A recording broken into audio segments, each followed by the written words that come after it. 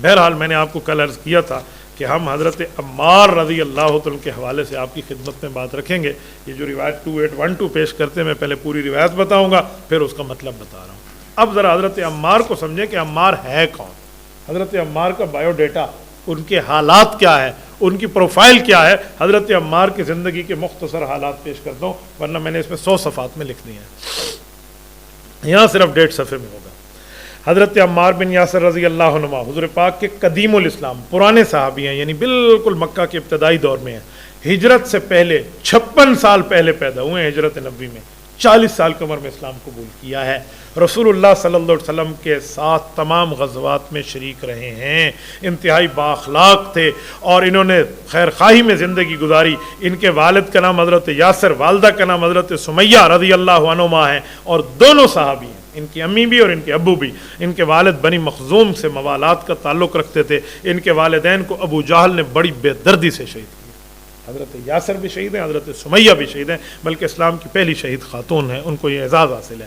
کفار نے ان کو اسلام چھوڑنے پر مجبور کیا پر حضرت عمار بن یاسر ثابت قدم رہے. حضور پاک علیہ الصلوۃ والسلام نے کئی مرتبہ آپ کو تسلی دی، جنت کی بشارتیں عطا فرمائی. حضور پاک نے مدینہ طیبہ میں ہجرت فرمائی. مسجد نبوی میں تعمیر میں ان نے بڑھ چڑھ کے حصہ لیا. صدیقی دور میں ختم نبوت کے منکر مسلمہ کذاب سے جنگ کی. یمامہ میں ان کو جا کے ناکو چنے چبوائے. فاروقی دور میں یہ گورنر رہے. عثمانی دور میں بھی اسلام کے اہم ذمہ دار تھے اور حضرت علی المرتضیٰ کے دور میں ان کی شہادت ہے.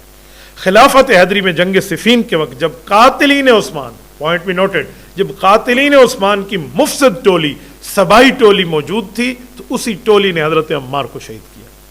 یہ میں اس پر آپ کو دلائل دوں گا کہ قاتل عمار وہی ہیں جو قاتل عثمان ہیں. یہ آپ ذہن میں رکھنا. ایسے لوگ حضرت ابو القادیہ رضی اللہ عنہ کے خلاف بک بک کرتے ہیں، میں اس کا جواب بھی دوں گا کہ حضرت ابو القادیہ پہ یہ الزام ہے.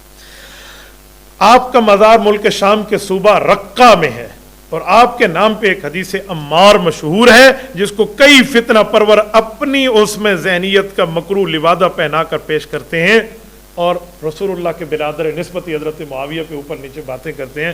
اس کے بارے میں آپ کو تفصیل دینے لگا. نیچے ہم نے نوٹ لگایا ہے کہ مکمل آپ نے پڑھنا ہوگا اس بارے میں، تو آپ نے حدیث عمار کی کتاب حضرت عمار اور حدیثی حقائق کو پڑھنا ہے مکمل اگر پڑھنا ہے. یہ میں صرف عوامی طور پہ اسباق کے طور پہ 2-4 باتیں عرض کرتا ہوں.